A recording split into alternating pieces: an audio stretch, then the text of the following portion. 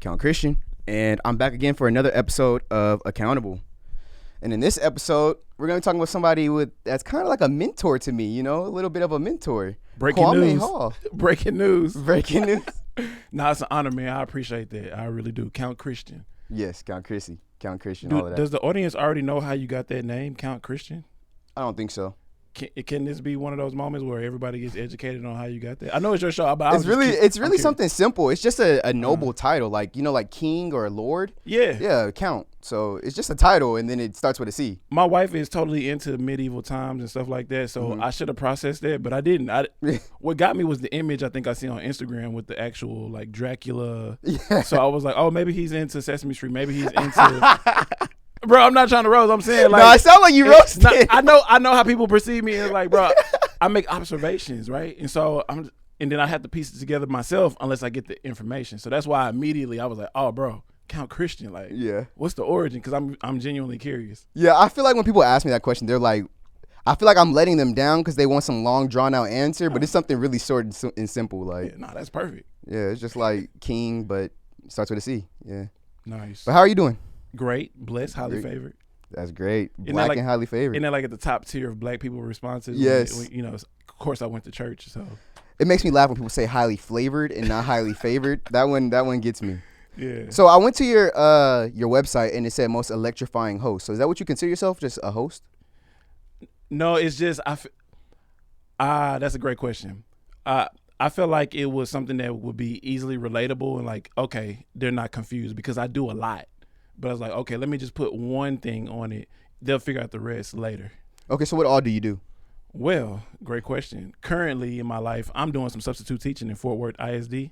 Are you from Fort Worth? Yes. Okay, cool. So I brought some stuff. I'm gonna just put the mic down for a second. I brought gifts. Hold on. Yay. Yeah. Gifts. I love gifts. Yeah. Wait, are these pictures? Are these gifts right here? Gifts? No, I paid for that actually. Yeah, so I did a little research on my own. I was like, I don't know if bro got like stuff that represents the interviews and the people that show up to his show, whatever. So I was like, let me be one of the first. Oh, this is exciting. Is there noise? Is the editor gonna put noise when this happens? He can. See Young. Okay. Drop some noise, gang. See Young. All right, so before I started substituting with Fort Worth ISD, I was like a third party with promoting the upcoming school year. So I'm gonna get this shirt to you. You can probably add it to the, and it's encouraging kids to dream big and go for their dreams or whatever. And since you give me the title of mentor, a part of me kind of assumed that I have like a lot of wisdom. So I said, well, I want my boy to dream big. Christian, he's already out here. He comes to the different shows and he puts forth the effort to learn. You know what I mean? And one way you learn is by getting experience. And so you're out there, those Tuesday night fights, Saturday night fights, and probably a lot of other. Oh yeah, I botched that video at the in July where we were at SportsCon and you were like pick all the places and we did it. Oh, I was so nervous and I botched that video. Yeah, well, to me it was like I wouldn't call it a botch. It was just a learning experience, bro. You know what I mean? And me as a mentor or somebody who's experienced, I have to look at it and be like, okay, well, what has he experienced? What does he know?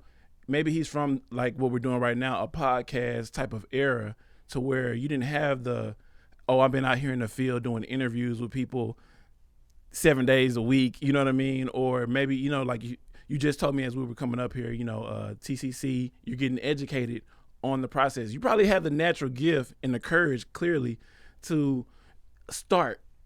That's how you get it though. You gotta start, and so I commend you for that in front of all the. What do you call your fans? Christianites or something? We need a name, guys. What? I don't have one. We need a name. In the meantime, here's also something else, man. Some promo stickers. How'd you get this made? This is dope.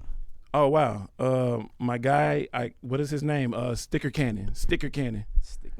How much he charge you? That's actually the most important question. I think that's something that you would have to discuss with him directly, or. Yeah, I appreciate you. Yeah, so that's KwameHall.com, Hype Life. But yeah, I guess I'm the plug in that sense if you're trying to get some merch or whatever. Oh yeah. Accomplished. But yeah, Sticker Cannon. Shout out to Sticker Cannon. Sticker Cannon. Yeah. But so yeah, bro. Like I just want to make sure you had something tangible. No, I appreciate that. This is the first time second time somebody's ever brought me something. The Brawler Boys came through, gave me a sports drink and some athletic stuff. So yeah, I remember them from SportsCon. Yeah, that guy from was it Brawler? Yeah, brawler boxing. Yep. We both recognized each other like in terms of talent when we were at the sports con, and I was like, nah, this dude, he's too informed, like he's too knowledgeable on how things work. You know what I mean? Yeah, he has his own promotion that he's trying to work out now. Yeah. Oh, it is recording. Okay, cool. I have to make sure sometimes. Nah, but hey, you got to stay on top of it. Look, for all the people that's wondering, if this makes the edit, my man is directing, producing, and hosting a show all by himself. All at once. And he's probably funding the studio that we're in all by himself. Ain't no probably.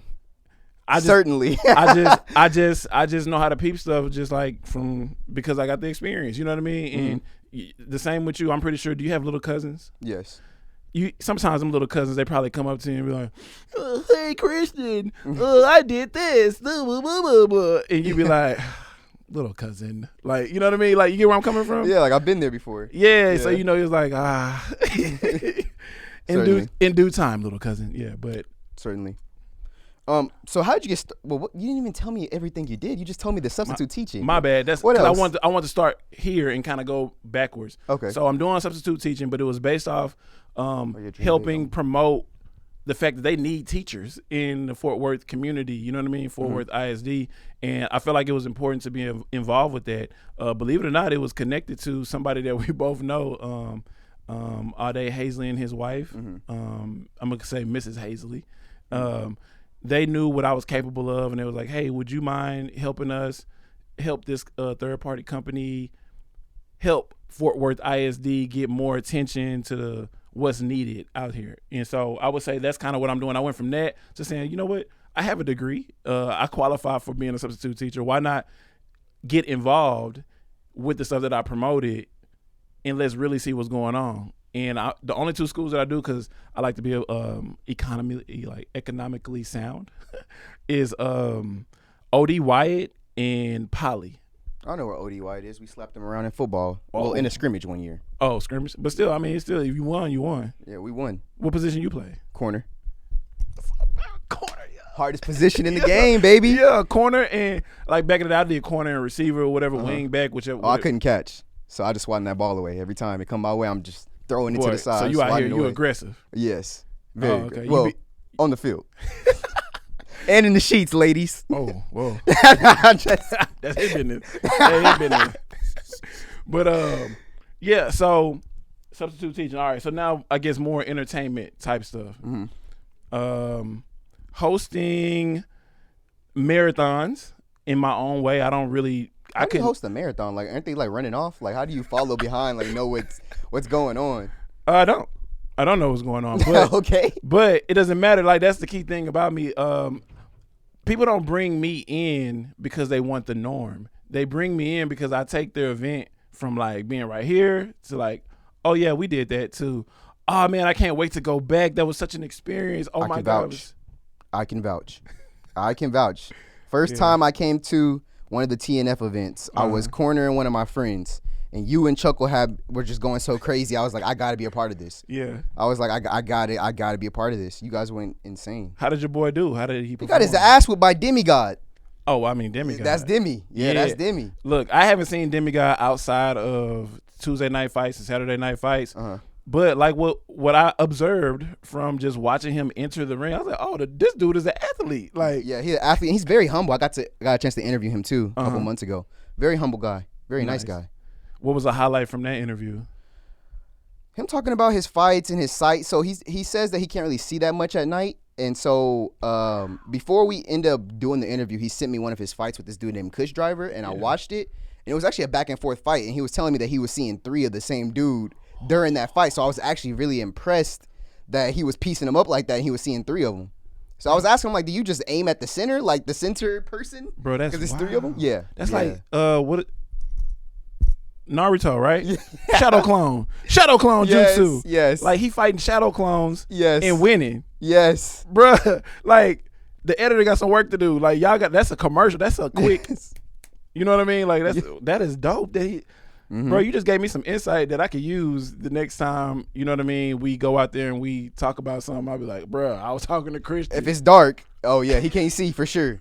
If there ain't no light on the ring, he cannot see, I promise. He was telling me that. And I was telling him, I was like, yeah, If I was ever gonna box you, I'm making sure it's dark. I'm making sure there's no lights. Yeah.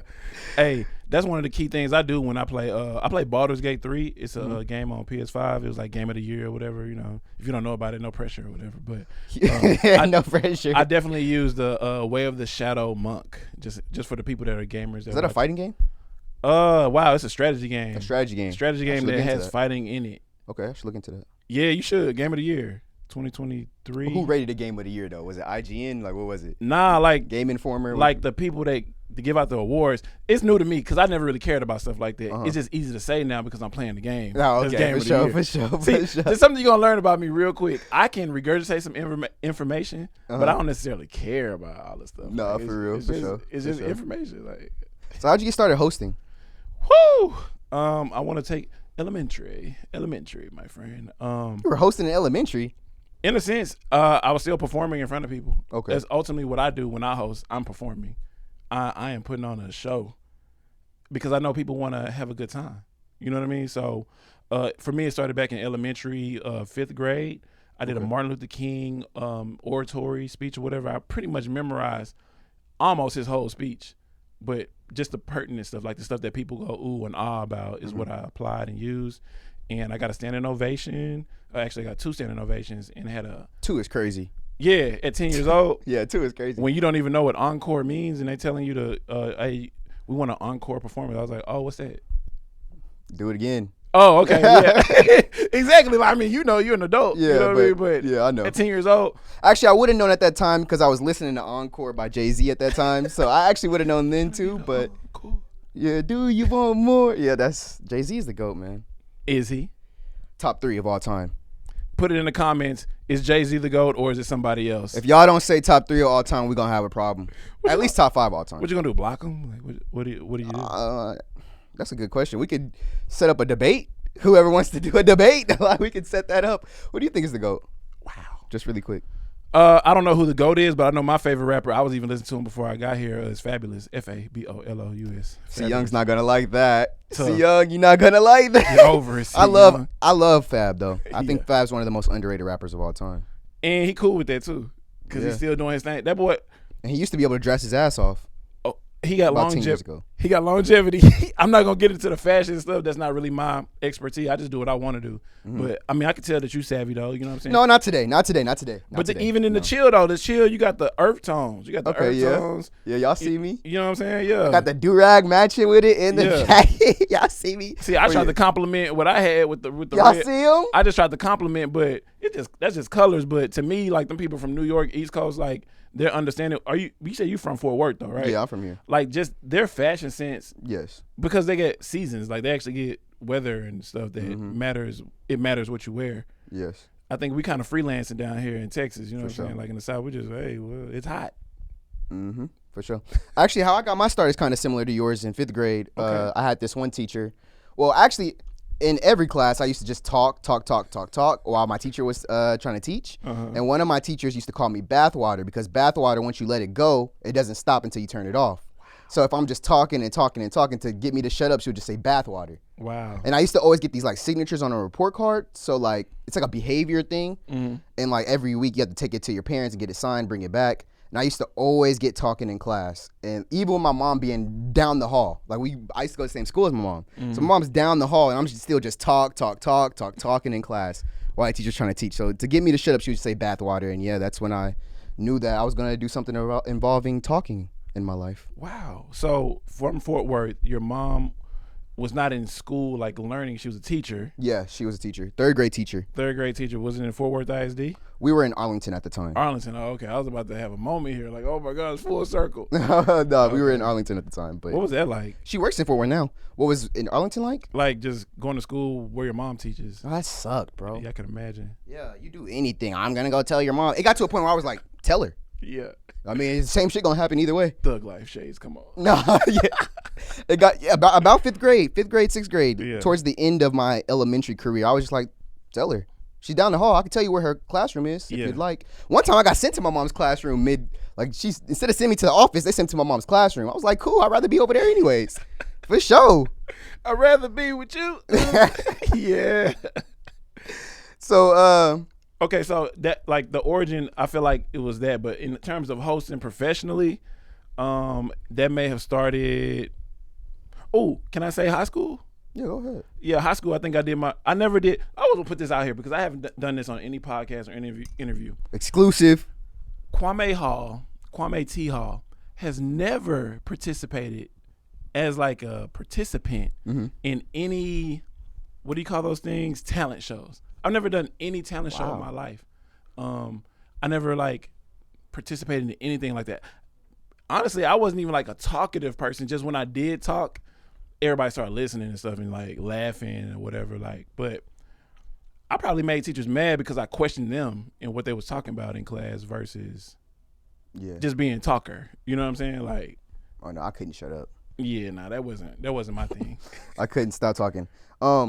I wanted to know first of all, how did you get started with TNF? And also, how did you get started with Texas Chuckle? Did you guys start TNF together, or were you guys friends before? Because y'all have amazing chemistry. I got started with TNF just by being an attendee. My wife is married. I'm sorry. My wife. Like what? Like, yo. That's a new one. Polygamy and stuff. But no, my wife's cousin is Derwin Lamb. Okay. Are you familiar with who Derwin Lamb is? Yeah, isn't he like the boss man as well? Yeah. All right, so they're cousins, and so we went to like his birthday party for one of the TNF events. And so when I walked in, I was just like, "Oh, this is my cousin be doing? Like, cool." It reminds me of my past. Like in my 20s, I did a lot of radio stuff in Houston. So in Houston, I used to do those type of events like weekly. You know what I mean? Like every day almost, like something, we're going out somewhere, or it's called a remote or whatever. And so when I saw Hollywood Bebe, I was like, oh, they got a radio personality here. That's dope. One of my homeboys was just talking to him on IG Live like maybe a month ago, or during 2020 or something. You know, it was kind of around that time frame, like the COVID stuff, right? And so after going there, y'all was out there spreading germs. Jesus Christ. I think that's when. No, but whenever you talk to Ade, that's when they started it. They started it during COVID. About 3 years ago, yeah. Yeah, you know, so I wasn't there that first year, but that's, I guess, the second year I showed up like somewhere in 2021, and I immediately saw like, oh, they might need my help here. You know, they might need my help here. But I just showed Derwin like, oh, here's what I do, just in case you didn't know. He was like, oh, let me show this to my associate, which was Ade. And I guess Ade saw it and was like, oh, okay, yeah, that's a good look. We'll try to figure something out. And then I think Hollywood Bebe was like late one day or whatever, and I was like, hey, you know, it's almost time for y'all to get started. Because I'm a very production savvy person. Like, even while we're in here, you know, I'm kind of like, oh, this is happening. It's funny you say that, because all the times I show up to events, I'm before you, actually. You know, I get there a little bit earlier than you. No, I mean, that's true, but I'm just playing. That's good. That's good, because opportunity will present itself. You know what I mean? And you got to be on top of it. Then I see Kwame, I'm like, damn it, I can't do interviews. I can't do in-ring interviews. Fuck. That's how I'm like. Nah, but let me say this too on camera. Now, I'm glad it's working out this way, man, because now you got opportunity, you know what I mean, to show what you got and excel and like elevate, because I've done a lot, you know what I mean? And so I'm not like that, you know what I mean? I want you to get better, but at the same time, you got to put forth the effort. Like for somebody like me, I want to see it. Like, oh, what you gonna do though? Like, all right, what are you doing to make this a better production? Like, yeah, I'm laughing giggles and, like you said, stuff with Texas Chuckle, but I'm really about my business though. You know what I'm saying? That's why I'm relaxed, but I'm relaxed because I'm prepared. You get where I'm coming from? And so that's what I expect to see when somebody else, especially if they're trying to work with me, oh, what you gonna do? Yeah. Yeah, like just because you want to do this, so everybody want to do this. Yeah. A lot of people can't. Yeah. But I'm the type of dude, whether you can or you can't, I'll be like, oh, here you go. Yeah, try it. Yeah. You know what I'm saying? You sure did. Gave me that spotlight. Last time, November, I was like, I want to do post-fight interviews. Can I do it? Adi said, yeah, and you were like, yeah. So I was like, shit, I'm out there then. Yeah. And the lights will do the job. You know, when I say the lights, I mean being in the spotlight, finally getting that opportunity. We gonna see what you, like Drake said back in the day, we gonna see. Like, if you really about that life or not. You know what I mean? And I think the fact that you keep coming back, that means that you are. Does that make sense? Even the fact that you reached out, want to do an interview, maybe to learn something, who knows your purpose or why you want to do the interview, but I'm grateful. Like, oh, thank you, man. I appreciate that. Like, I appreciate you for coming through. Oh, yeah, no doubt. Like, I feel like I owe that to the people next coming up. You know what I'm saying? Because I am older now, even though I look young. I'm an older person. Like I've experienced a lot of these things in different facets. You know what I mean? So it's exciting to be here and still be able to share information and help somebody else. Okay, so Texas Chuckle, do you guys already know each other, or No. you guys got like good chemistry? It's like y'all are like best friends. That's what it seems like. Like if I feel like if I didn't know you guys and I just came in one day, I just assumed that you guys were like good friends. That's awesome. I think that's a big part of performing. Like I said, I've been performing for a while. But he's a comedian though, and so he naturally, I think, can click with somebody who's making that effort, making that, hey, let's do this. My goal with anybody that I work with is comfort. So I figure out immediately like, oh, he's comfortable doing this, so I want to work around that for him. And then because I know my gift is improv, you know what I mean? Like I know how to improv my butt off. I just never took the route of being a comedian, but I'm cool with a lot of comedians. I kind of grew up, or in my collegiate time frame, I was surrounded by them. You know what I mean? Even surrounded by comedians and personalities and talent and stuff. But no, never knew Texas Chuckle until he showed up one day and Ade was like, yeah, we want to do something for our Spanish market and kind of help. You're smart. You're smart, boss man. You're smart, boss man. I see what you're doing. You know, and make sure we can contact and relate something relatable for them, because everybody shows up, but we do have a strong Spanish market, you know, Hispanic, Latina, all of that type of stuff. And me, poquito español. I only know the cuss words, you know what I'm saying? Like, Yeah, can I say cuss words on here? Can I say Spanish cuss Yeah, words? I just cussed like a couple minutes ago. Oh, I think I'm Let it fly, man. Puto, I'm a sailor. pendeja. Let me take forward. So the first one's bitch, guys. I don't know what the other one is. Let me take forward ISD stuff. Oh, yeah, take that off. Yeah, get that out of here. Hold on, They be cussing too, though. They do. Oh, they do. In the classroom. Oh, they have do. well, at least at the high school level for sure. And that's all I do is high school. Like, So yeah. Because They I be prefer cussing. I prefer not to repeat myself to like little kids and all that type of stuff, because I can be very direct and blunt, and I don't need no bad rep coming with me. You know what I'm saying? So like, I'd rather do the high school kids who are gonna tell me their opinions, even if I ask for them or not. You know, or just be real about how they feel type stuff. I can accept that versus having to pacify somebody. Like, that's not for me. I understand. Yeah. But yeah, go ahead and list off all the cuss words. I'm a fucking seller, so go crazy. Puto. That's bitch, guys. Pendeja. Don't know that one. Chica mi verga. I don't know what he's saying. Somebody told me that means you got a small thing. So they might have been playing me when I learned that back in the day. I thought you were talking about chicken nuggets, so kind of in a sense. He talking about a little chicken nugget. Improv too, my boy. You gotta be you gotta have a little something. What's the other one? I forgot. We'll get to that at a later note. So do you ever get nervous up there, or not at all? You're just fully comfortable? Bruh, like I described it like this to somebody one time. I was like, it was a girl. I was like, you know how you put on makeup or lipstick like every day? I was like, that's how long I've been doing it. Like, Yeah. like that's how comfortable and relaxed I am with performing, talking, having interviews and hosting and stuff like that. Super comfortable. Yeah, one of the ladies that I went to high school with was actually in attendance when I did the post-fight interviews in the ring, and she told me that I looked nervous. I was like, I wasn't nervous. She was like, no, you definitely look nervous. I was like, I don't think I was nervous. I was just trying to think of what I was going to say. But yeah, she swears that I was nervous. I don't know. Do we want me to confirm or deny that, like in terms of my opinion? Confirm or deny. I believe, I don't know if I like the word nervous. I think anxious, right? Anxiety is a thing, you know what I'm saying? And so I think you were anxious to show what you're capable of. And now you did just confess that you weren't as prepared as you would like to be. I think you just said that. You said, did I say that? Yeah, you said something like, I just didn't know what I wanted to say. No. Yeah, I was thinking about what I was going to say. Like, because when the fights are going on, I'm watching the fights. Like, I love watching fights. So I'm trying to think of what I'm going to say to the person about the fight that I just watched. Yeah. You got to think about it. I'm not going to know what I'm going to say to him while the fight's going on. You know, you got to watch the fight first and then try to come up, okay, first of all, sometimes I'm thinking, did I think he won? Because it's a crowd vote. Which, TNF, y'all need judges, because I done seen a lot of robberies in my day. Well, I done seen a lot. I'm not denying that you haven't seen robberies. I've seen some robberies. But what I would say about exhibition fights, and what we sat in the offices, I believe in Austin, with the people who are like over fights. I forgot the official name. You guys can Google that yourself. But there's an official. The commission? commission and all that type of stuff where The Athletic State Commission. that might be it. I don't want to be on here lying Okay. saying that that's what it is. Like, I honestly am a part of a lot of things, but I don't always know the official terms. Of course, I would know because I wasn't there, but I think it's the Athletic State Commission. That's I roll with it. Yeah, that's pretty because much. it's more about what they represent than their actual title. Mhm. You know what I mean? Yeah.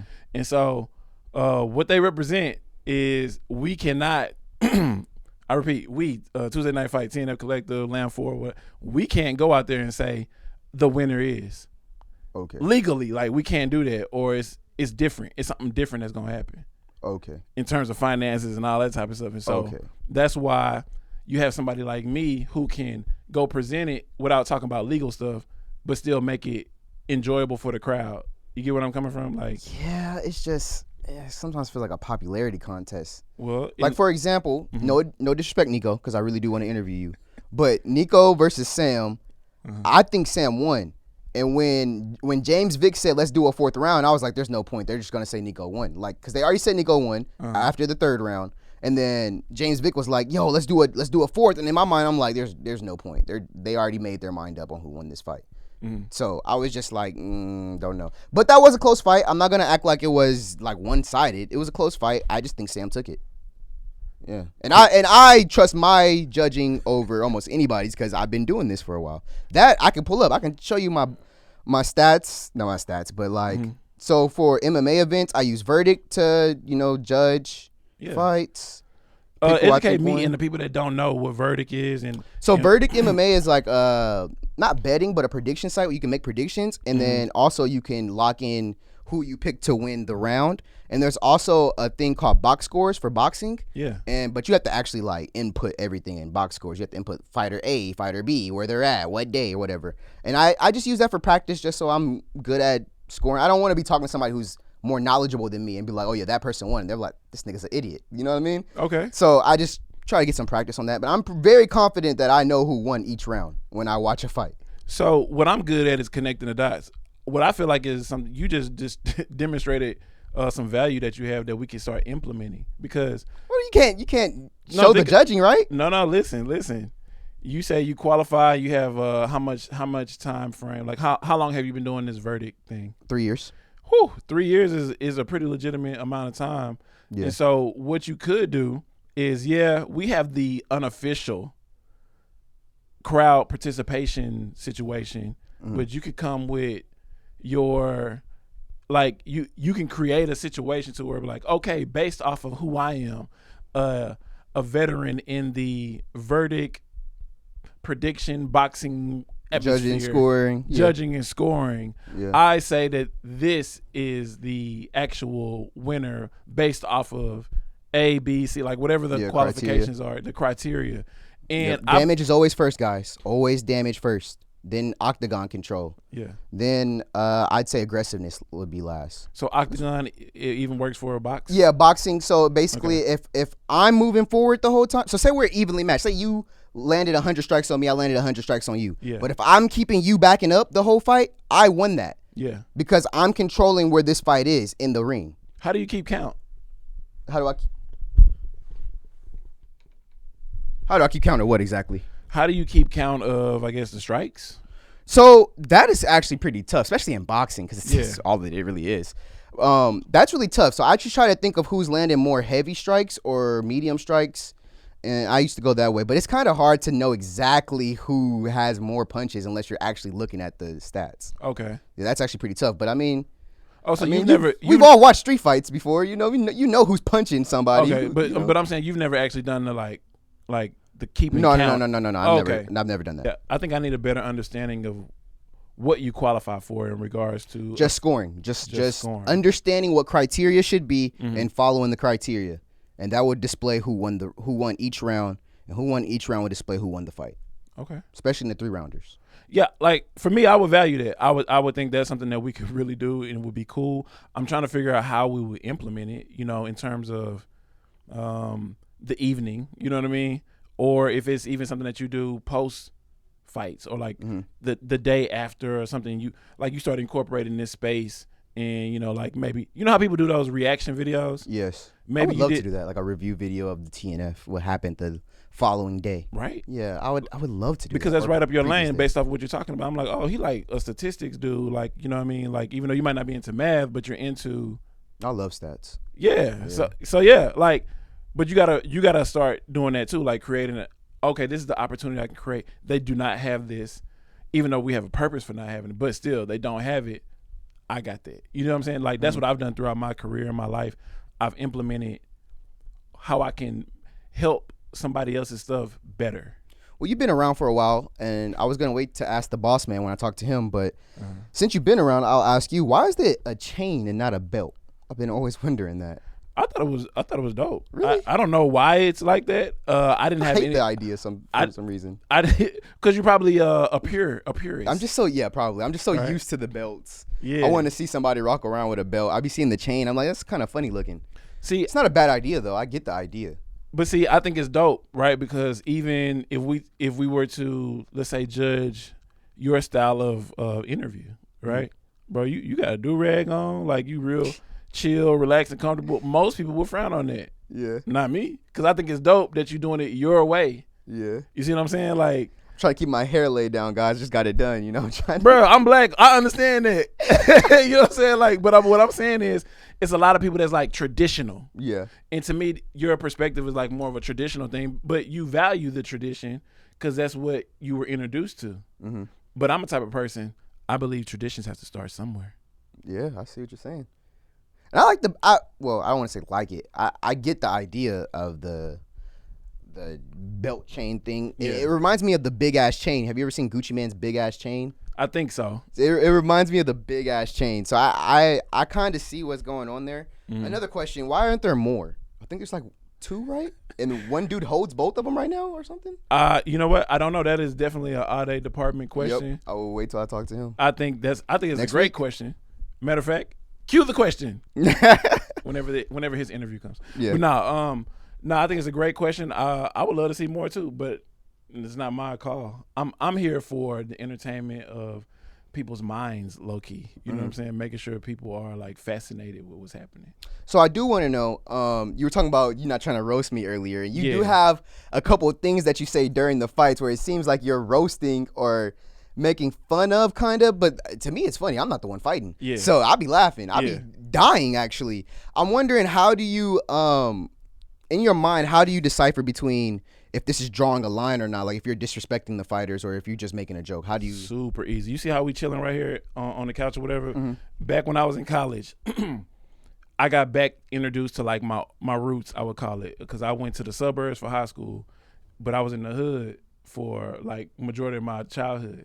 That's what we did to bond, was roast each other. Like, Yeah. so I know the difference between roasting you and just stating the facts of what I see and then maybe being funny about it. But that's how I navigate that. Like I know the difference, bro. Like if I want to roast you, you know what I'm saying? Nah, like you be on them sometimes. You be, like when the fights are boring. Oh my god. well, we got like you said, the fight is boring. Yeah, no, yeah. So- I'm telling you, you be right, but I'll be laughing, but I'd be like, damn, Yeah. if I was a fighter, I'm pretty sure they don't even hear you really because you're in a fight. Nah, they here. Oh, they hear you? Yeah, Okay. yeah. I mean, what else going on? They not boxing.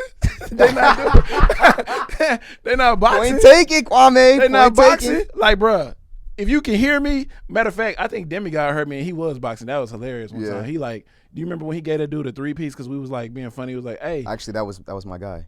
I think that was Oh. when I was in the that was my guy. I was coaching that when I was in the yeah. I do remember actually. Man, it's an amazing photo. Yeah, that's a great photo right there. Go ahead. Wow. Can we get the camera? Oh, we can't get the camera on that. I But, can if you want. okay, yeah, because they need to know that there's amazing artwork in this studio that's not getting acknowledged. And is it Richie Rich? Yes, it is. Richie Rich, and then there's Richie Rich, and there's Pink Panther, and Monopoly, and then there's more Monopoly. We gotta know. The people want to know: are you into money? Like, or is that like? Oh, yeah, I'm about my green. I'm But about you- my pape. Okay, yeah. Nah, but yeah. But yeah, have you ever had anybody come to you after and be like, hey, what you said? Nah, you know? not even after. Like, it was one person so far. One person in the midst of something happening. It was like a around Christmas time, like a holiday time or something, right? And I remember I was in the midst of doing it, and dude was like, "Oh nah, it ain't finna be nothing. Nah, it ain't finna be nothing." While like in that. the ring? Nah, not the boxer. Oh, okay. So you asking about boxers? Yeah, I mean in general, but Oh, no, it was like a boxer homeboy or something. Okay, yeah, right? I understand. And I'm doing my job, because again, I'm telling you, it's a difference between roasting somebody and what I be doing. But maybe we need to get Chuck along, and so we can just really break down the how stuff is done. You know what I'm saying? Because it is an art to it.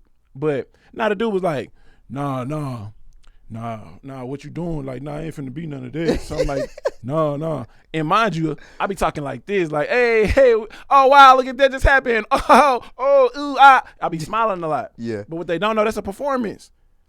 Like, and I hate to be that dude, but like, nah, I'm from where I'm from. Like, you know what I'm saying? Yeah. Like, and if that's what it is, it could be that. And I said that on the mic when the round was over with. I stopped everything. I said, hey, cut the music real quick. Cut it. And I was just like this. I was like, if it's anybody in here, they got a problem or a situation with how I'm doing my job respectfully to these fighters, then that's fine. I'm okay with that. I just want to make sure I let that be known. And when people that really know me saw that I was talking like this, because I don't never really just stop it and be serious in doing that type of stuff. Mind you, I'm related to fighters. It's fighters in here that's been around me for a while and stuff like that. You know, fighters be ready to fight. Yes, See, I'm more of a protector. I'm more of a, hey, what you doing? Move around type stuff. I'm not finna start nothing because I don't really be like, that's not who I am. But I defend myself with the quickness. Like, if that's what you own, then we own that. You know what I'm saying? Like that's what people don't know because I'm smiling and I'm joking and stuff. You know what I'm saying? But really, like, I don't care. You know what I'm saying? Like, I really don't care like that. Yeah. That's just how I'm set up. I saw violence a lot in my home. You know what I'm saying? Yeah, I understand. But, you know, everybody don't want to hear about that, but that's the truth. Like, no, I saw violence from, I'm going to just say, just from my brothers. I'm going to just leave it at that. Yeah, we don't need to dig deeper on that one. We don't. We can, you know, because if you would like to, we can, but we don't. Yeah, we don't have to. That's not necessary. See, but that's the type of energy that, like, that's what I'm trying to say. Like, these people that get in their feelings about me stating the facts about what's happening in the ring, whether it's funny or not funny, that's my job. I'm here to entertain people, and it's your person that's in the ring job to win. Yeah. If he not winning, we gonna acknowledge that. If he winning, we gonna acknowledge that. Like, but you mad because he losing and getting beat up. You got bad behavior. You got bad attitude because your boy getting beat up, or girl, because we got girls in there too. Somebody dad jumped in the ring one time. Oh, I gotta be there next time something like that happens. Somebody dad that jumped sounds in the ring. fun. He stopped the fight, bro. That was wild. I didn't know you guys have girls fighting. I don't think I've ever seen that. Oh yeah, maybe they gotta circulate back, come back around, and start doing it again. But yeah, girls have been on the card. Sometimes it's kind of hard for girls to find another girl that's willing to show up and box. get in there. Yeah. Have you ever got bored throughout an event? Like, just you like, damn, I want to go home now. Like, no, because I'm almost like a monk, bro. Where I feel like everything comes from within. So I can't call the event boring if I'm the one hosting it. You know what I'm saying? Yeah. That mean that's on me. Yeah. So I don't get bored. What I can say is my norm is people saying, "Oh, this is the greatest day of my life." Oh, because I've done festivals, I've done concerts, I've done interviews and stuff like this. I always enjoy communication, whether it's verbal or nonverbal. Like, I studied it. You know what I'm saying? And so, don't get bored. And it's also rooted to my childhood. When I told my mom I was bored one time, she was like, I think she associated boredom to the devil, like idle mind or something like that. Mm-hmm. I'm the wrong person to tell stuff, because once you tell me, then I adjust. I'm like water, like that Bruce Lee philosophy. Like, oh, okay. And I'm going to go with that. No. What's she going for with that one? I really want to know. My mom? Yeah, what's she going for with that one? No clue. I'd like to meet her and ask her that question. I don't disagree. I just want to get some more insight. I would love for you to meet her. And it has to be.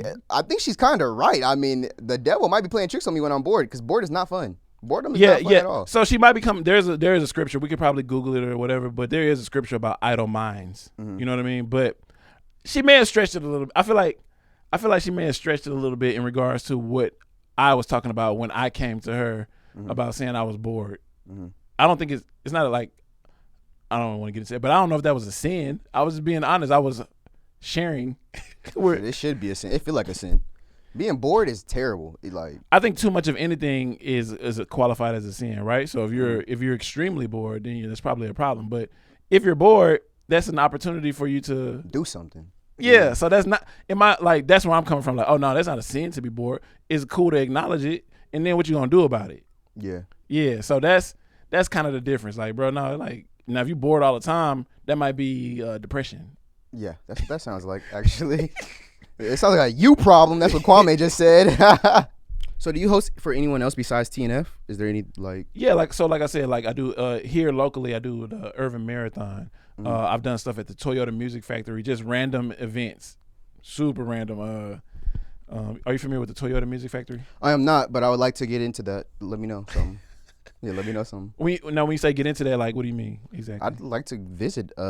If it's a festival, come through. Oh, see okay. What you got going on? No, Toyota Music Factory, like they do. You would love it, bro. Like you would love it. They do everything up there. Like they have concerts at the pavilion. They have restaurants all around. Y'all like to come through one time. Yeah. Just Google Toyota Music Factory, and it's a quick drive to Irving. No, I want to go when you got something going on. I don't want to go for no reason. I don't want to go for no reason. I want to see what you got going on there. Okay. Nah, that's doable. Yeah, but I'm big on purpose though. So I'll be like, oh, what you just want to shadow? Like what do you mean? Oh, not.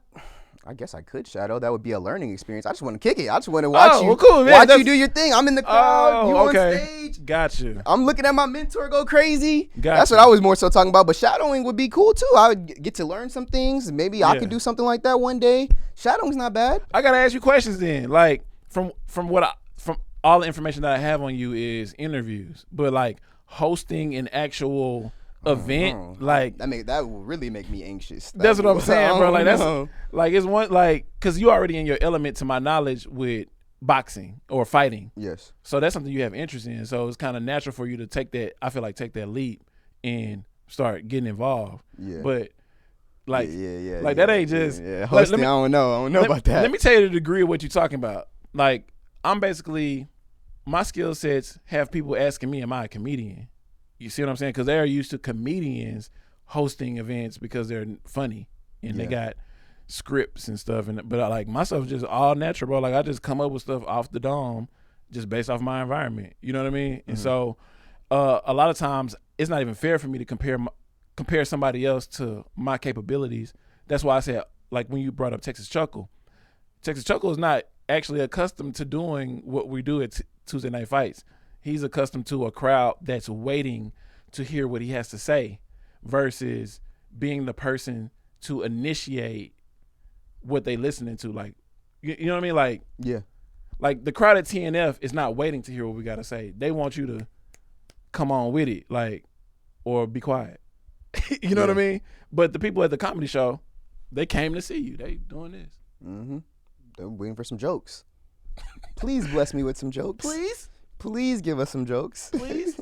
Like, you know what I'm saying? And that's not a knock. That's just the difference in the platforms. You know what I mean? And that's one of the things I had to present to him. And it's not a knock because there were some challenges early on when we first linked up, but it probably wasn't that noticeable to the crowd. You know what I mean? Can you talk about some of those challenges? Well, it wasn't for me. It was. So I ain't got no problems. I was good.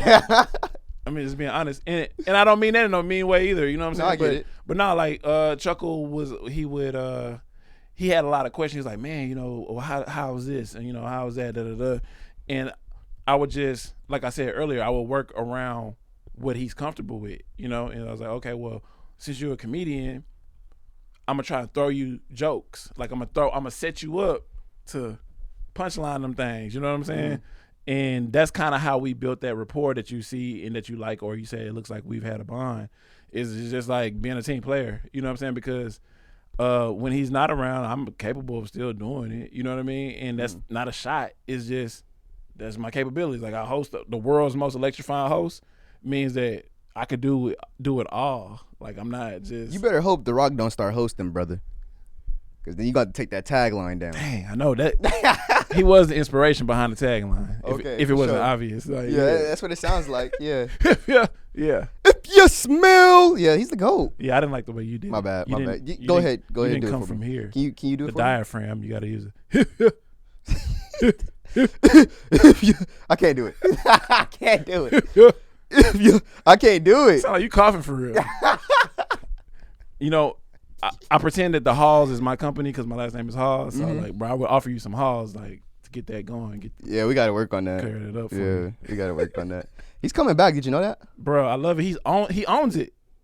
Well, he's a part of it now with TKO. Yep. With TKO. Oh, you probably could elaborate more because I just saw headlines. UFC. Well, the people who own UFC, the company's called Endeavor. They bought WWE like halfway throughout last year, and they created a new brand called TKO. So that's UFC and WWE, and he was just signed on to TKO, I believe, at the beginning of January. That's pretty much all I know. And I know that in his contract he has to do one match, and he wanted that match to be this year, but wrestling fans, I tell you, they complain and they cry, and the Cody crybabies. That's what he calls the people who are crying. He calls them Cody crybabies, and the Cody crybabies, hijacked the show pretty much. So instead of Rock getting his match like he wanted this year against his cousin, which blows me, instead of that being this year, they've pushed it back. Yeah. So, yeah. I haven't really watched wrestling like that since he was on wrestling. Like, I think I had a wave of when it was before The Rock because I had older brothers, and then kind of like in my teenage phase, I was not phase, but like my teenage time frame, The Rock was prominent. Him, Stone Cold, and SmackDown and Raw and stuff like that. So I'm at football practice doing this. Like I'm in the middle of lunch. Just doing like people like on stage or whatever. I was like that too, hitting the DX chop all the time. Oh, bro, suck I was it. just like that. Yeah, I was just like that. But yeah, pro wrestling is how I got into combat sports. I was tired of pro wrestling being displayed like as a joke and not being taken serious by the wrestlers themselves, not even just the fans, just the wrestlers themselves. Like anytime you're doing a suicide dive in a pro wrestling match, it just looks stupid because everybody's standing around waiting to catch you. Looks so fake and scripted. I don't like that. So I got tired of watching it, and I started watching UFC, and then I started watching boxing, and I've never turned back since. Yeah. Only time I really turn on wrestling is like the big pay-per-views like WrestleMania, SummerSlam, but that's about it. What stands out to you about like UFC though? Like what do you love about UFC so much? So it's a variety. I'm not just watching punching all damn day. Yeah. That's why I consider like MMA my wife, and I consider boxing my side bitch. Because it's just more variety and it's more interesting. I can see somebody get slammed on their head. I can see somebody get slammed in general. I can see some submissions. There's a slew of submissions as far as jiu-jitsu goes. So many submissions like Kimura, rear naked choke, arm triangle, a Darce choke. There's just so many subs. That's always interesting to see, like if somebody can get one of those at the highest level. Kicking, I love watching people kick each other. Leg kicks, body kicks, head kicks. Love head kicks. Elbows. It's just a more variety of attacks. I'm not just watching punch. Yeah. You know, I took some time to actually train at Lamb 4 before. Like when I first got involved with the hosting and all that. Like just like with Fort Worth IZ, I want to get involved, so I went to the actual location. I put on the gloves and I started doing the boxing. I did for like maybe 2 days. I did like some of the MMA training, but I realized I was like, nah, these dudes really choking me for real. And we sparring. I low key need my voice to do work when I leave. You know what I'm saying? So I was like, I don't want to be thinking it's personal that these people trying to like do stuff to me or whatever. And I was the opposite, so I didn't want to do that too much striking. I do jiu-jitsu, so that's all the choking and grappling and stuff. But I don't want to do the punching because I need my face. I'm gonna be on camera.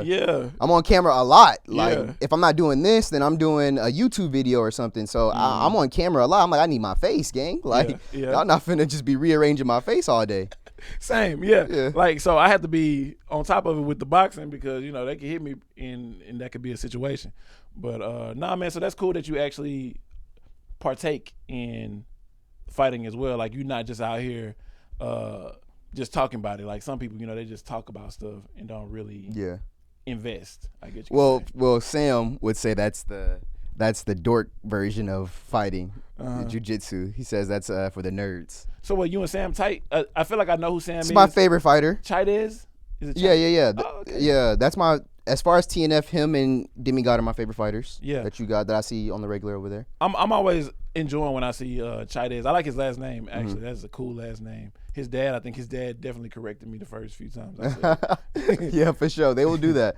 Yeah, I had him on the podcast as well. I just whenever I gravitate to fighters that like have a style that I like, and he's actually really good to me. I like his style.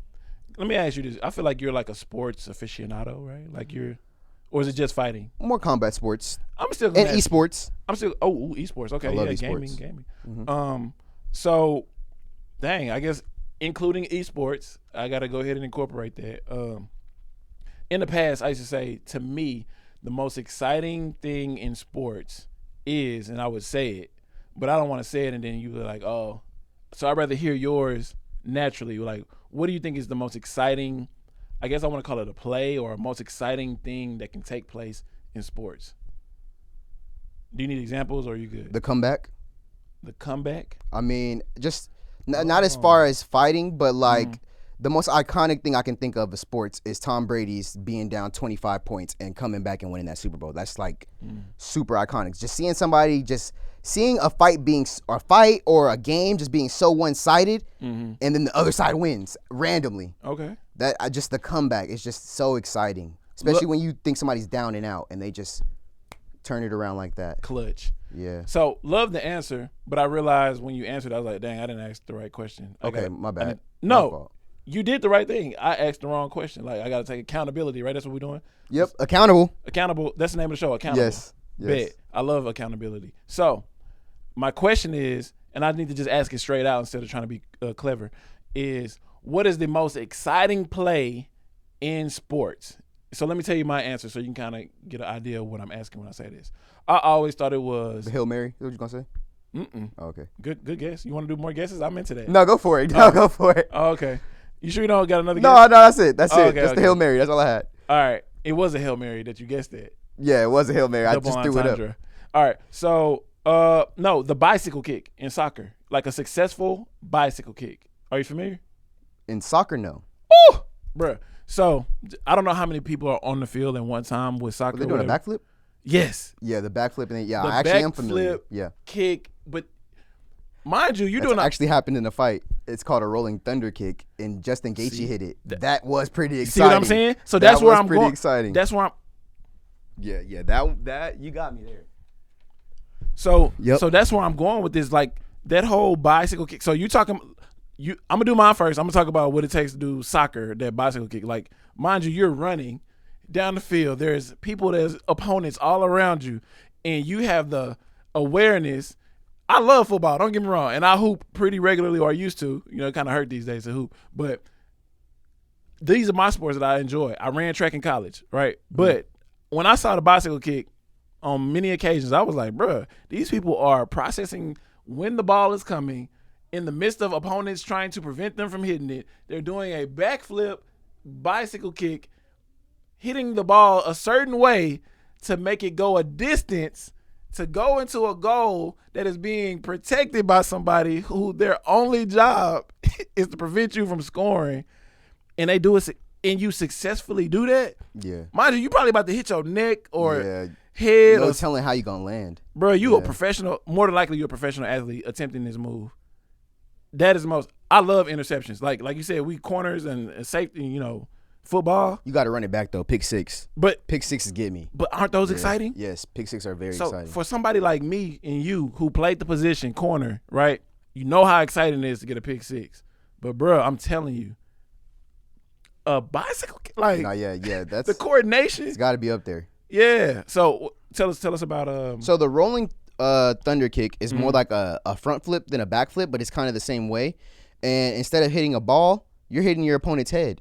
Most times. I've only really got to see it once in a fight. Justin Gaethje versus Dustin Poirier, number 1, not number 2. That was last year, but number 1, guys, 2018 or 2020. I can't remember one of those 2 years. But yeah, Justin Gaethje landed it at the end of the round too. Like as soon as he hit him with the kick, the buzzer went off. So it was right at the end of the round. Whoa. But just to be able to do that, because your opponent can sidestep, your opponent can just push your leg out the way, he can parry it. To be able to hit that, first of all, the nuts on the guy to be able to go for that. Like a front flip mid fight, like what you land on your head bad, somebody's gonna jump on you and just ground and pound. So like just the nuts to go for that is crazy. But yeah, very exciting move. I can imagine to pull that off, you would have had to done other successful things in the fight that look the same or close to the same. Because there's like, how is somebody not ready for that? Well, I don't think you would be expecting it, right? Like, that's the only time I've ever seen it, and that was like multiple years ago.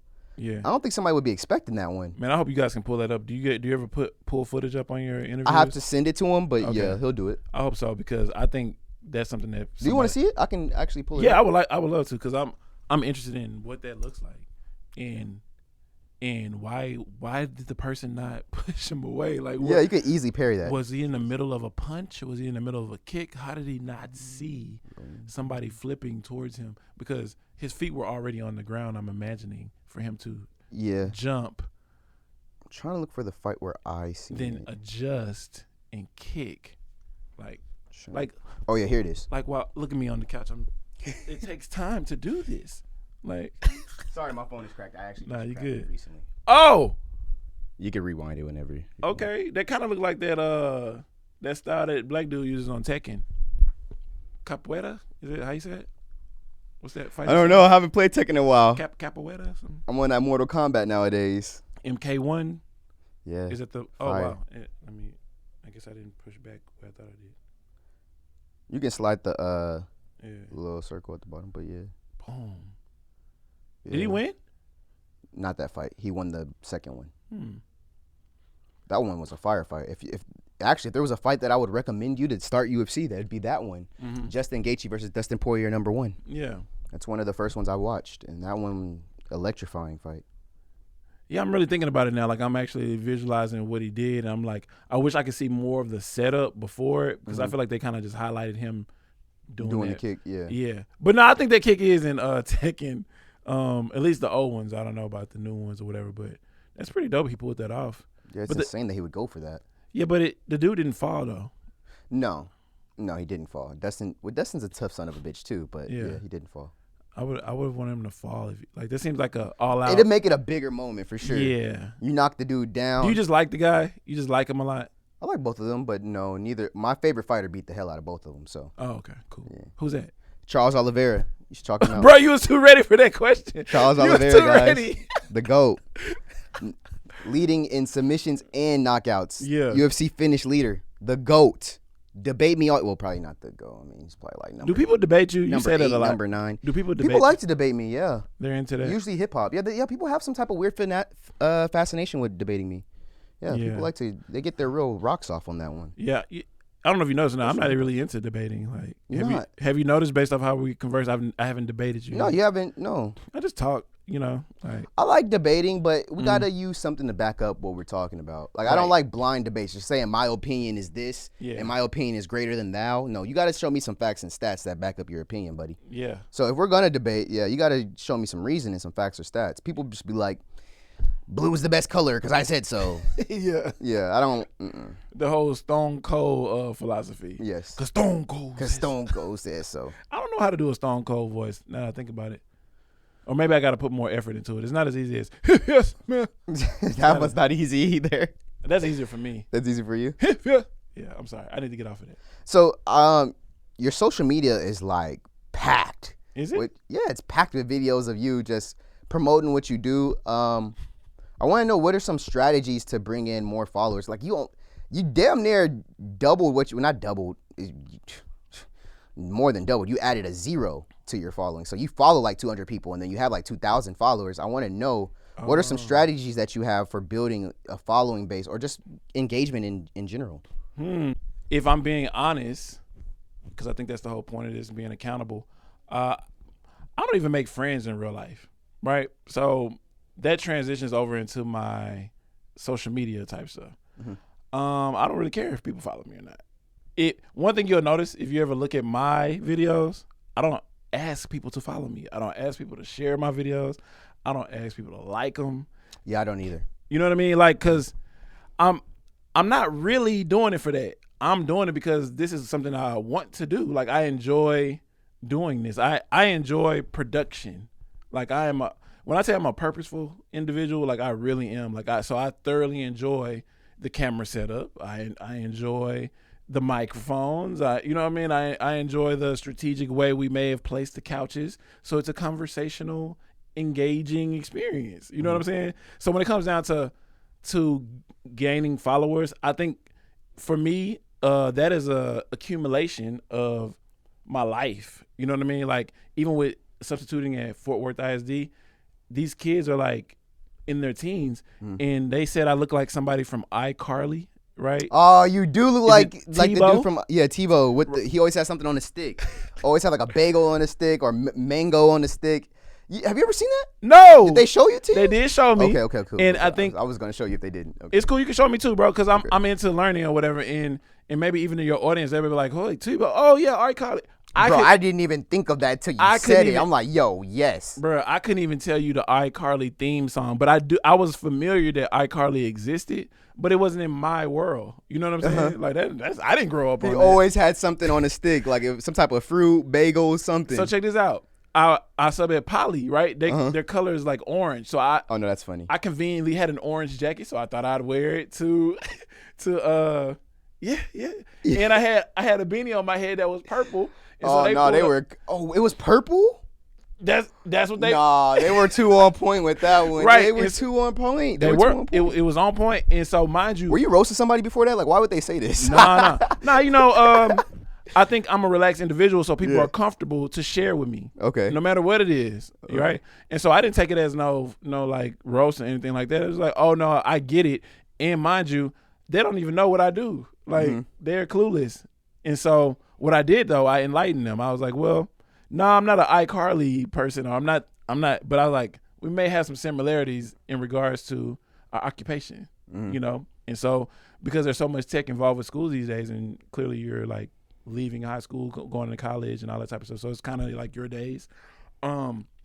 They had the little board up there with like a YouTube screen or something, like a screen where you can get on the internet. And so I just put up my YouTube, and I found out that my YouTube page is older than some of the students. Like I have like that's insane, bruh. Yeah, my page is like 17 years old.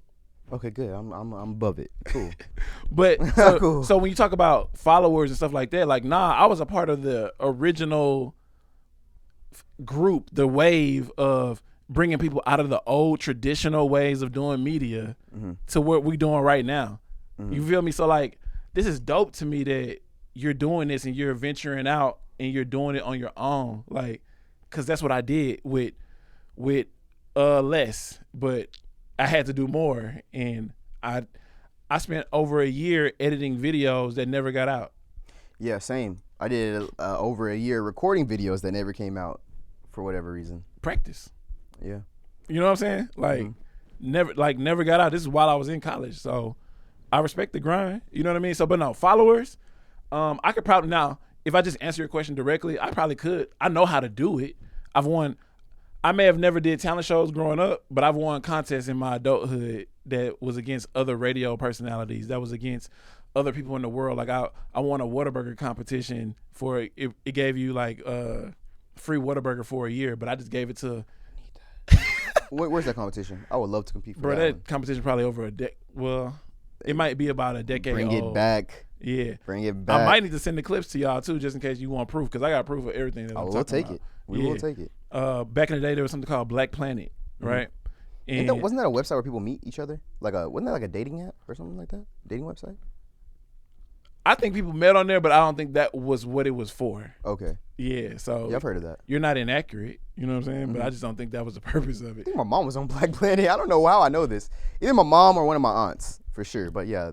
Yeah, so Black Planet was under this umbrella with Radio 1. Are you familiar with Radio 1? Like 97.9 The Beat here. Yes. And so I was a part of 97.9 The Box in Houston.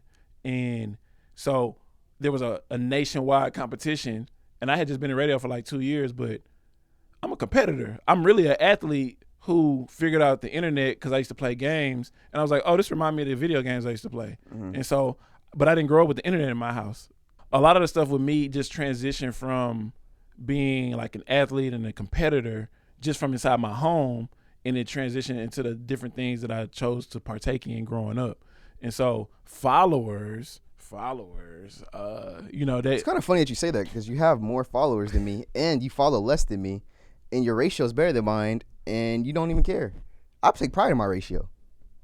and that's dope. I wouldn't take that away from you. Like, No, not like super proud, like I'm a celebrity or nothing. No, nothing like Yeah. that. But like, you know, you come to my following, I ain't following everybody back. Like, you know, you gotta earn it over here. Yeah, You know what I mean? Yeah, and like now I'm aware. I notice certain things because I'm more of a self-proclaimed behavioralist, right? Mm-hmm. So I noticed that you were aware of who I was, but you followed me after I followed you, and I was like, oh, that's cool. Like, I get it. You know what I'm saying? I can respect that, bro. Like, because it's a lot of people that be politicking with follows and stuff like that. Mm-hmm. You know what I mean? And to me, that's not completely necessary. A lot of times, if somebody mess with you, they mess with you. If they don't, they don't. And I come from a time frame where we cool with that. You know what I'm saying? Like, we don't got to be buddy. Like, I tell my wife all the time, man, I can work with people I don't like. It ain't about liking people. It ain't about feelings and emotions and all that type of stuff. It's about getting the job done. I'm not saying those things don't matter at all, but in terms of what you're trying to accomplish, you got to figure it out. Like, you can't be worried about if somebody like you or not. You know what I'm saying? So it's always about the work for me. What type of work are you putting out?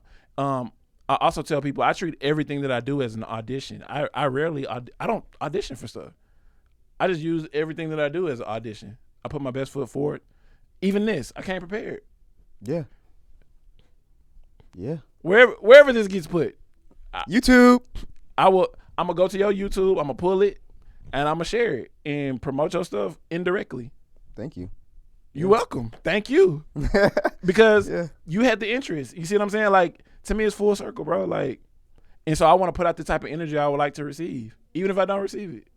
Mm-hmm. So I see followers aren't big for you. Mm-hmm. What about views? I get anxious sometimes when I see 25, 30 views. I'm like, 30? Like, I could do better. Like, I get a little anxious sometimes. I'm not going to lie. This is what I would say, because I have a cousin because I married into the family. I have a cousin probably around your age. Mm-hmm. And because I love him, I had a long conversation with him about how much that stuff matters. No, it doesn't matter at all. Like, I think I'm the best podcaster in the city. You can't tell me no different. I don't care what the views say. 1 view, 100 views, 1,000, 100,000. I think I'm the best in the city. Yeah. Just content for content wise. But it would be nice to have the number validation, you know?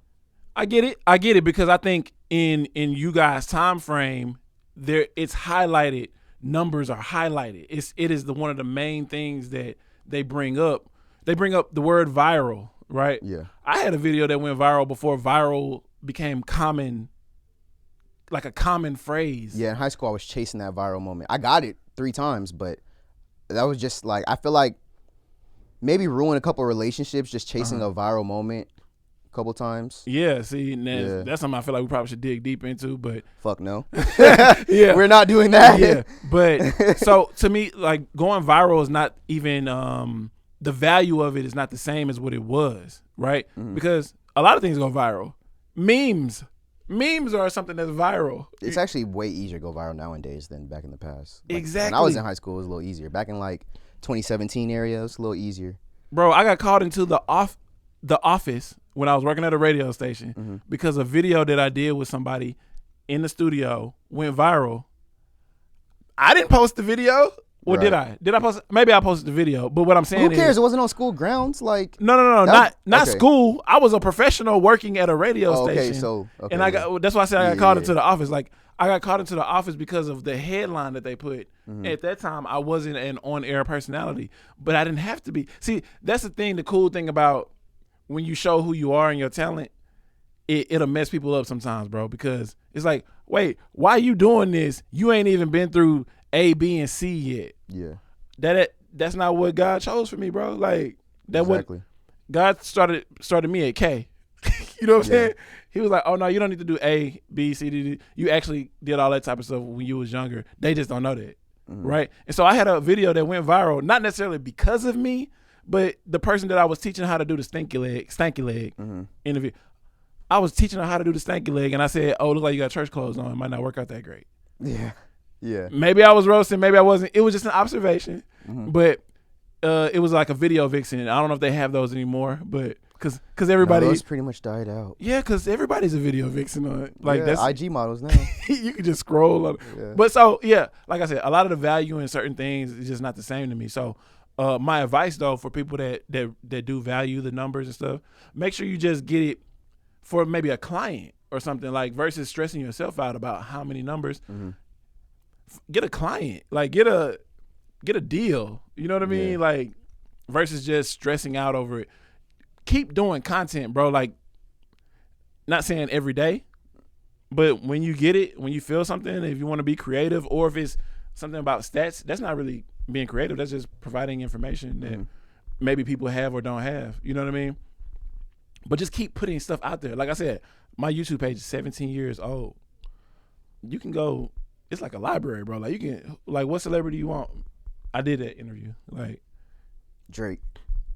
didn't do Drake, but no, hold on. But I got a story connected. Go ahead, tell me. That same video vixen, her name is Malaya Michelle. We was like really tight. Of course, I haven't talked to her in a long time, but I was the one who put Malaya Michelle down or connected her to Drake through Rap-A-Lot, the son, Jay Prince. Jay Jr. Prince. Right? It was Twitter when Twitter first came out. That's crazy, and I know you're not lying because Jay Prince Jr. is the one who actually connected Drake to Lil Wayne. So that's how I know you're not lying. I don't got no reason to lie. Like, no, I believe you, but now that one right there is confirmed. Like as soon as you said that, since you said the son of Rap-A-Lot, I was like, oh yeah, Jay Prince Jr. and Mind Jay you, I'm Prince, from yeah. Houston. Oh, that makes a lot of sense. Yeah, and I say Drake's from Houston all the time. He's from Toronto, but when he came onto the scene, it was Houston rap, and then everybody who put him on was in Houston. Lil Wayne calls Houston his second home, so Houston nice. Yeah, Houston is nice. But especially in terms of opportunity, but you got to see it though. You got to have that type of awareness. The traffic ain't it though. That traffic is. It's hell. a big city, bro. It's not. It's not Funky Town. Yeah. But I love Funky Town, man. Y'all could. But nah. So Jay Prince got on Twitter and was like, "Who got Malaya number?" In my head, there's only one Malaya that he would be talking about. I was like, I do, right? Because I guess I follow him. I don't know if he even followed me or not, but I follow him. Wait, is that the same Malaya that Drake's saying, like, tell Malaya she's on fire? That one? Yeah. Shit. And I know you into pulling up stuff. You can pull up on YouTube. Sheesh. Yeah, you can pull up on YouTube whenever you want to, or get your editor to do it. But it's out there. We'll have it in the actual official video. Yeah, it's out there. See, Young, I'm going to send you that clip. Put it right here, gang. Right here. Get you some views on that one, that thumbnail, boy. Yes, Get you some sir. views. Hey. But now, I'm a married man. I don't watch that no more. Nah, I get it. I get it. Nah, but and so I sent him the number. He was like, "Oh, send it to me." I sent him the number through like the direct message, and it took no time at all in regards to like figuring out what the plan was, because like the song that you quoted, stuff started getting in motion like that, bro. I was just like blown away. I ain't really get no residuals or nothing like that, but it's a cool story. No, honey, y'all owe my boy. Pay this man, please. Please pay this man. Actually, we're gonna send over the invoice. Yeah. Jersey, we're gonna send over the invoice. Yeah. Jay Prince Jr., we're gonna send that invoice. Yeah. Yeah. And I don't have no quarrels with Rap-A-Lot and nothing like that, like, you know, because that's something else. I hope not. Them dudes are gangsters. Them boys don't play. You're not finna get me shot too by sitting over here with you. You said it. Hope He not. said it. Hey. But we good. But that was just a cool moment though. It was a cool experience to know that. But I did a lot of work with Malaya in general, so it really didn't matter like that. And it wasn't about the money. It was just about, oh yeah, you need that, cool, yeah, like, because I know that it was gonna be a legitimate situation, like, because I mean, why wouldn't it? Respect. Like, yeah. Respect. What advice would you give like anybody who wants to become like a host, or I mean, just for me working with TNF, anything like that? What type of advice would you give? You always got to figure out. You always have to figure out what people are missing, right? And then hopefully you can fill that void with a service or a skill or a talent. It's basically like giving your gifts to the world. You know what I'm saying? So whatever you love to do, can you package it, right? Can you present it in a fashion like, you know, back in the medieval days count, right? Mm-hmm. When you show up to the king's spot, they want to know what you bringing. What gifts do you bring? Or you finna be off with your head, right? You like, so you got to figure out, oh, I bring this from the humble home of the counts. Like, I don't know, where would you be? From Earth Tone City. I'm from Earth Tone City, and I bring you the Earth Tones of Nike. Like, you know what I'm saying? Like, you got to bring something to TNF that is like, oh, bro, we got to have that, and we need that. We need him to do this every time. You know what I'm saying? Like, oh, that's kind of what I did to get started. I was like, you guys don't have a backstage interviewer, so I was like, facts. Let me do that. Yeah. And then your skills with podcasting, like this format of just relaxed talking and getting to know people and stuff like that. I'm not really interested in doing that. You know what I mean? So it's wide open. You know what I mean? It is wide open. I wouldn't mind every now and then per request if you was like, hey, if you have time, can you come out? I want to see, like a situation like this or whatever, and we chop it up with some of the fighters, because I believe there's a lot of opportunities that we're missing with these fighters, if I'm being fair, with getting them more exposure and like helping them to realize that they are a product, like they are a business. Yeah. You know what I mean? And they need to get their image, they need to get their likeness, they need to get their personality out. Not a business, man. I'm a business, man. Yeah. And you could be the person, I feel like, to be the root of that. Like, you already have the setting. Apply it. You know what I mean? Like, be aggressive. Go tell them, hey, a part of winning, you got to come do an interview with me, or not even an interview. You got to come on the pod. How do y'all say it? How do you say it? Yeah, come do the pod. Come do the pod, bro. Yeah, let the people know how you feeling about whatever. It's open, bro. Yeah. Yeah. That's what I would recommend. That's the advice. Like, figure out a niche. I think they call it a niche. Yep, a niche. And squeeze, like, don't let it go. Like, put it in a headlock. Or whatever your favorite jiu-jitsu move is. You gotta Kimura. Kimura's my favorite. Kimura? Yeah, I love I Kimuras. don't want an example on me, but is it something you can describe? So you grab a pillow? You want to use a pillow? I guess. I mean, so you would grab their wrist like this, and then you would go under, and then you would twist, just like that. Okay. Yeah. And they submit from that. Yeah, their arm would be like this. Oh. Okay. It doesn't feel good, actually. Somebody did that to you? Fuck yeah, plenty of times. Brown belts, purple belts, black belts. Yeah, they abuse me in my gym. Wait, what belt you got? Blue. Blue? I don't know the levels. That's second string, pretty much. So white, blue, purple, brown, black. Mm-hmm. Yep. Congratulations. Still weak as hell, but yeah. still weak. Still get roughed up, but yeah. Yeah. It's somewhere, you know. Do you have anybody that supports you in your endeavors with combat? Friends, yeah. One of my homeboys came through one time to watch me do the TNF stuff. Did they? Oh no! Not when you're hosting. I'm talking about when you're over there putting them submissions. Like, oh no, is there anybody that? No, just me. Just me at the dojo, if you would call it that. Yeah. Yeah, the gym, really. I hear the Lonely song in my head right now while you're talking like that. Well, I don't want anyone I know to be there because it's a real humbling experience. And like, no, jiu-jitsu really like made me get rid of an ego, kind of like. You used to be able to look at people and be like, yeah, I'm kicking his ass if it comes to it. But there's a lot of like nerdy or out of shape looking dudes at the gym, and they will punish you. Yeah, they will punish you. Yeah, they know what they're doing. And actually, the heavier set guys are actually harder to roll with because they don't really gotta do nothing. Just lay on me, and I'm tapping. All that weight on you, you don't want to feel that. That's when them weight classes you start to understand, like, nah. Yeah, body distribution and stuff. Yeah, yeah. So that type of stuff humbled me. Now I'm still kicking all the women's ass. Every time I grapple with a woman, I'm kicking their ass. I'm muscling them. It's not even technique with the women. It's just muscling them around. I hate to say that. It sounds a little sexist, but it's true. I mean, I don't even use technique against them, which is. I guess what you're saying is, and if there's anybody that's trying to like, I feel like what you're saying is, you're playing guys. You can't. There's no victory for you if you lose, like, or there's no victory for you even when you win. So you gotta win, basically, like. No, there's no victory either way. So you might as well.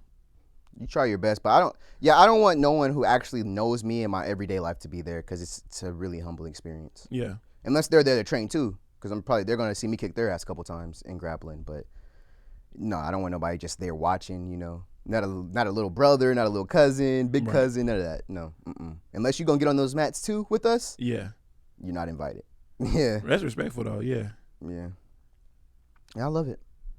What did I ask you? How did we get here? Oh, you asked me if I had any advice. Okay, to give to people. Yeah. So the next question is, we're almost done here, by the way.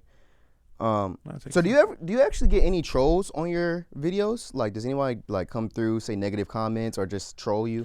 And how do you deal with that when you see that? I troll back. If anybody's wondering how I deal with it, I troll back. Like primarily, I feel like I have a lot of silent or they call them ghost followers. Yes. But back in the day when I purposely did some stuff to be controversial, which was with Chameleonaire, this is back in like in my Chameleonaire. back in my radio days. One of my favorite one-hit wonders. Chameleonaire. He said one hit wonder. One of my so back in the day I did a video because we hooped against him, right? It was me and another radio person. His name was J Mac. I bet y'all wait, who? J Mac? J Mac. J Mac, okay. J Mac. And we did like a was it 3-on-3. Back in the day we said 3-on-3, not how you guys say 3v3. 3v3. Mm-hmm. So I'm gonna say 3-on-3, just keep it in my time frame. And it was just like street basketball or whatever, and or threes. Okay. 3v3 or just threes. Threes, yeah. I think we lost to him. What? I can't believe that. Yeah. No. But Chameleonaire can hoop? No. Okay, yeah, I would have assumed he couldn't. That's why I was like, I think y'all team probably won, but okay. Yeah, but I hate to be that guy, but they did some cheating. They brought some real players in, huh? No, it was just hometown, like home. It was his court at his like car shop or something like that. I understand. And so I basically made a video calling him Camille Vanilli or something like that. Okay. And saying his ankles got broke because I did cross him and I pulled up on him and stuff like that. Mm-hmm. And the real like them Chameleonaire fans, boy, they was on me. Like they was on me, but Chameleonaire having fans is actually a little surprising to me. nah, man, Chameleonaire had been putting in work for a long time, and he really connected with a lot of people, not just in Houston, but like worldwide, especially with that "Riding Dirty" song. Like I guess a lot of people could associate to that. That's that one I was talking about, guys. That's that one. Yeah, but nah. So trolls in terms of that, I think some other stuff may have happened, but it was stuff that I'm gonna just say that my security department took care of that I didn't even know was happening. Like it was like people pretending to be me or using my image somewhere and stuff like that. That sucks. Yeah. So I think I deal more with that because I'm not just like local. You know what I mean? Like I've done stuff like all as far as Japan, as far as Australia. Like that's so dope. Yeah. So kind of got like an international. What are you doing over there in Japan? I was doing an event called Night Nation Run. And I was hosting. That's got to be racist. Night Nation Run. That's got to be. I never even heard that before, but that's funny. But no, it wasn't. It was an EDM festival mixed with a 5K. Okay. And they kind of franchised out from the States to whoever, overseas or whatever. And they franchised it out, the name and the likeness. Mm-hmm. And I noticed that on the Japan website that they were like using my likeness. So I just reached out and I was like, y'all paying for that? I was That's what I'd ask. Hey, am I getting paid for this? And a long story short, I ended up being out there performing and just announcing guests and getting educated on the Japanese culture, which is dope. That sounds so fun. That sounds lit. Mm-hmm. Now I'm within my last 3, so I don't want to hold you too long. No pressure. Do your thing. What do you think is the biggest misconception of being a host? Let me redo that. I just flubbed that question. What do you think is the biggest misconception of being a host? I'm going to start off with my wife. Before she was my wife, she thought I liked to party and stuff all the time. Mm-hmm. I don't. I be chilling. Like, I will be at the crib playing a game or something if it's up to me. Or I'll be hooping. I'll be doing something athletic. Like, I don't really want to talk all the time. Like, I'm just good at it. Quite the opposite. I like to talk all the time. Nah, like I think that's the biggest misconception. People think that I party all the time. They think that I talk all the time. Like, no, I don't want to do that. Mm-hmm. I just want to chill and relax. And what do you think would be the biggest misconception as working for TNF? That's a good question. Biggest misconception? Oh, probably that I know a lot about the fight game, like the fight business, and I do not. That's crazy. That's crazy working for a fighting event. I don't know everything, but you got to know something, right, Kwame? You know something. What I know is how to be myself. Okay, for sure. No, so okay, but to be fair, I don't want to be too misleading. I don't know, like when I say I don't know stuff, like I don't know the top fighters in the world. I just know the ones that get promoted. You're lying. Marketed a lot. You're lying. No, I'm not. I don't see how you could be in any world. You know who Terrence Crawford is? Yes, okay, but isn't he from here? He's from Omaha, Nebraska, but the other dude that he fought was from here. Errol Spence, yeah. Okay, so that's kind of where I associate it because Canelo Alvarez? I've heard of the name. Okay. And he's the one that fought recently and won, right? Yeah, he fought one of the Charlo brothers. I can't remember my boy from Houston. Yeah, that's what it was. Yep. I felt some type of way because he's fighting the other one next time. So Oh, he for fought the real? bigger brother, actually he fought the littler brother. Yeah, who and went now up a few things to fight him. Mhm, Yeah. So he fought the littler brother, and his next fight is going to be against the bigger brother. So Yeah. But let me tell you about why I'm comfortable in that space of not knowing everything. Because then I can talk to people like you who can educate me. Like, and it's an opportunity for everybody to grow. You know what I mean? Because just like I can help you be a better entertainer or be a better performer or a better host, I go, man, look up Highlander. It's a cartoon or like a TV show. And I think I saw a long time ago when I was a little kid or whatever. And I think I implemented a lot of what he represented. He would go around with a sword or something and just absorb the knowledge from everyone else. He wasn't the person that just knew everything. You know what I mean? Like, he just was open to learning. And so I like messing with people who are the best at what they do. And hopefully you're one of them type of people. You know what I mean? Like, well, luckily for you, I am the best podcaster in the city. I will scream it till. but you said it with God your face can hear down. me. You got to look into the lens. And you got to Oh, tell. they know. I say it all the time. I say it on every pod. I'm the best podcaster in the city. Y'all can't fuck with me. And so since he didn't say which city, that means all cities. Any city, the city you're from, the city I'm from, the city he's from, all cities. Well, Joe Rogan is out there somewhere. Jesus Christ, he's good. Other than Joe Rogan, I am the best ever. Nah, even with Joe Rogan, you got to stand on Even that. with Joe Rogan, I'm the best ever. I don't really believe it. I'll be there one day, though. Joe Rogan is him. Okay. Joe Rogan is the best. Joe Rogan's the best. But I'll get there. I believe you're already there if you believe you're already there. Can we all just touch and agree? Can we reach and touch and agree through the lens, through whatever device that you're watching, that this young man is going to be the greatest podcaster? Charlamagne the God, you're my inspiration, but you ain't got nothing on me, brother. You can't fuck with me. In the middle of the prayer, amen. I didn't even know we were. Hey, man, I didn't even know. That's what touch and agree mean, man. You got to touch and agree. Like, I thought that was just. nah, it's cool though. Like, Sorry, Lord. Nah, God is Sorry. Yeah, God accept you. Is he? As you come, he it- understand I ain't mean no harm by it. I'm just trying to big myself Well, up. everybody do that. Is God like up here somewhere? Yeah, everybody thinks he's up in the clouds or whatever. Yeah. Yeah. I think it's like a whole different dimension, actually. Ooh. The dimension could be there or there. So, It could be so that's where Marvel got it from. What are you talking about? The dimensions and like the multiverse. No, I don't know about that one. I don't know if that's where. I think that's just. That's not where you were going with that. No, I think some nerd just put them onto that. Some science nerd. Okay. Yeah. Did God make science? Technically, made all things. Anything that you can think of, God made. All right. I don't want to keep Technically. prolonging it if it's more that you. Oh, we only got 2 more questions. It doesn't matter how okay. long we go. I didn't want to like interfere. Well, you already answered that one. Technically. Oops. Oh yeah, there's just one more question, really. Okay. Do you have any like super memorable moments working for TNF? Wow. Let's see. Super memorable. Meaning one that stands out from all the rest. Typically, that's what that means. But I mean, you can give me anything really, anything that really just you think about a lot, Okay. or it comes to mind a lot. Okay. So you know how I like to connect the dots, right? When we were at the Toyota Music Factory, we did were you there then? Were you around? Was that SportsCon?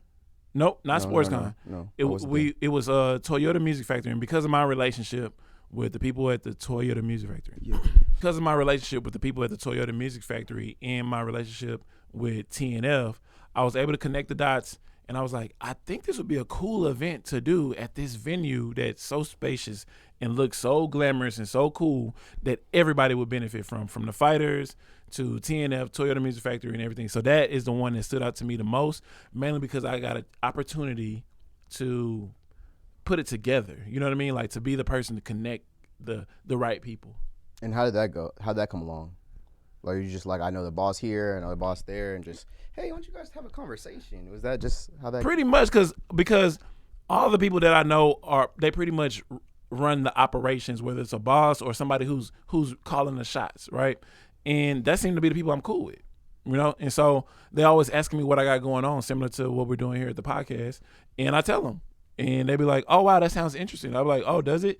I can get you in contact with them. And I do it so natural, but it is a gift. I am aware of what I'm doing, but at the same time, I'm doing it genuinely. I'm kind of trying to do that same thing. I want one of my friends to perform at one of the events. Mm-hmm. So I sent it over to Ade, and I sent them both of the videos for both of them. One of my friends has a song in a video game, so That's dope. I like to parade around his shit like I did it. You should. Like, when you got, look, put this message out for the homies. Look, if you got somebody out there that's talented or gifted and they doing something positive with their life, man, you should be proud of them and support it like it's yours, because if y'all connected, that's what that is. Get the jealous and the envy out your heart. Yes. Yeah, that's my best friend who edits the video. His name's C Young. He has a song in MLB The Show. Hey, C Young, that's dope, man. Congratulations. Baseball is a very slow sport for me, but he doesn't like it. He wish it was in WWE. He tells me that all the time. He's like, I'm appreciative, but I wish it was WWE. Yeah. But see, look, that's how you know when you're doing it too. When you already made it to somewhere, you're like, but I'm actually reaching for this. You know what I mean? So hopefully he starts connecting the dots, or meet somebody in the MLB realm that can connect them. Trust me, bro, it's connected. WWE and MLB is connected, but you got to be the one to figure out who to go talk to. Yep. That was really all I had to really ask you today. I guess I have one more question that just came on the spot. What was your first impression of me when you first met me? Like I saw the anxiety, like anxiousness, right? I saw like hunger.